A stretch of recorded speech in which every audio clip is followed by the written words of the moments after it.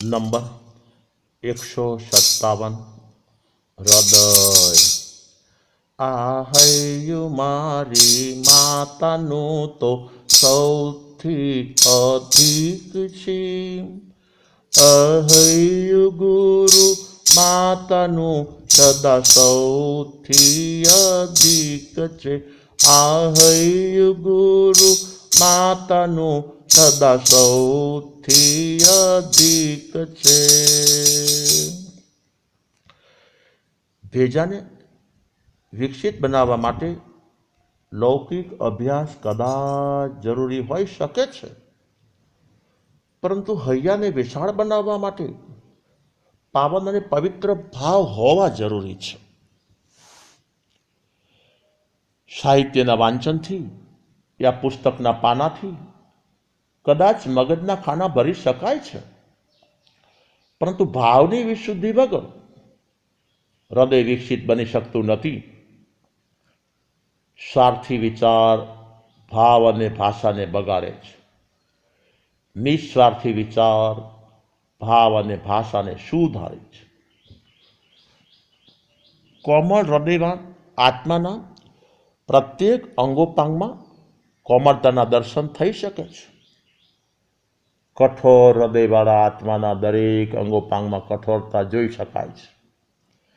લાગણી સભર હૃદયવાળાના વચનોચ્ચારમાં લાગણીના સૂર સાંભળી શકાય છે. લાગણી વિહુણા આત્માના વચનો લુખ્ખા સુખ્ખા અને શુષ્ક જોવા મળે છે.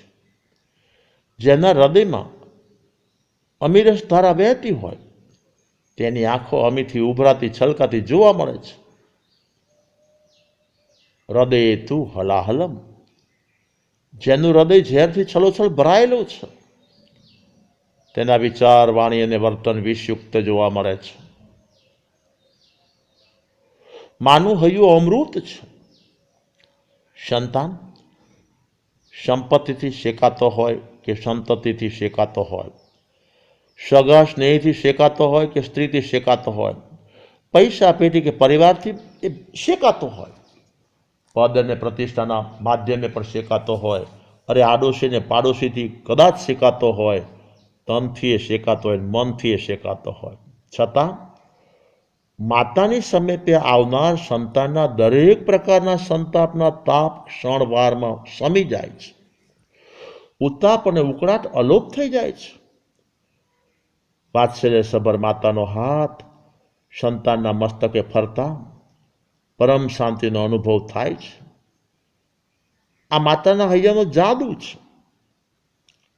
પ્રસંગોપાત ભાઈ ભાઈનું, ભાઈ બહેનનું, ભાઈ ભાભી કે કાકા કાકી આદિના હૈયા તૂટવાનો સંભવ છે, પરંતુ ગમે તે સ્થિતિ અને ગમે તે પરિસ્થિતિમાં માતાનું હૈયું સંતાન માટે અખંડિત અખંડિત અને અખંડિત જ રહે છે.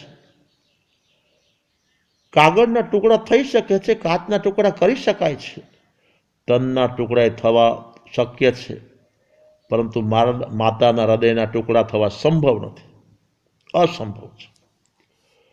ગુરુ માતાનું હૈયું જ્ઞાનસભર હૈયું છે. વિશાળ અને વિશુદ્ધ હૈયું છે. પાવન અને પવિત્ર હૈયું છે. જ્ઞાનામૃતથી છલોછલ ભરાયેલું હૈયું છે. અનંત જીવોની સુરક્ષા ઈચ્છતું હૈયું છે. અનંત જીવોને શુદ્ધાત્મ ભાવે સ્થાન આપનાર હૈયું છે. સંસાર ભાવના સંતાપને હરનાર હૈયું છે. અનંત આત્માના અનંત ગુણોને આવકારતું હૈયું છે. આ જગતના નાના કે મોટા, સૂક્ષ્મ કે બાદલ, ત્રસ કે સ્થાવર, પાપાત્મા કે પુણ્યાત્મા, ધર્માત્મા કે અધર્માત્મા, ભવ્યાત્મા કે અભવ્ય આત્માઓને શુદ્ધ દ્રષ્ટિએ આવકારતું હૈયું છે. નિરપેક્ષ વાત્સલ્ય વેવડાવતું હૈયું છે. સંગમાં આવનાર આત્માઓને ગુરુ પરમાત્મા પોતાના પાવન અને પવિત્ર હૈયાના ભાવથી નીકળતી કર્મ નિરપેક્ષ પ્રેમધારામાં સ્નાન કરાવે છે. શિષ્યના જીવનના વિકાસ માટે આગમો અનેક હોય, સહવર્તીઓ સાનુકૂળ હોય, સાથીઓનો સમૂહ પણ સાનુકૂળ હોય, બહારની બધી સગવડતાઓ પુણ્યોદય ભલે બરોબર મળેલી હોય, પરંતુ અનુભવ, જ્ઞાન, દર્શન, ચારિત્રની ધારા તો ગુરુ પરમાત્મા સાથે હૈયાના ભાવથી કરેલ જોડાણથી જ મળે છે. આ પરમાત્માનું હૈયું એ શિષ્ય માટે જ્ઞાનની ગંગોત્રી છે,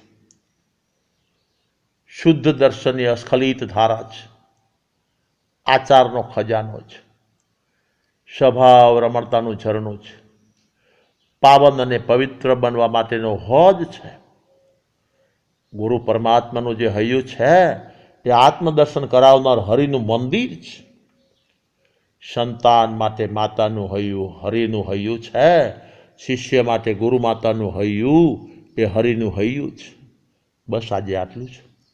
ધ્રાંગધ્રા સંવંત 2056 વૈશાખ સુધી તેરસ, સોમવાર, તારીખ 15/5/2000.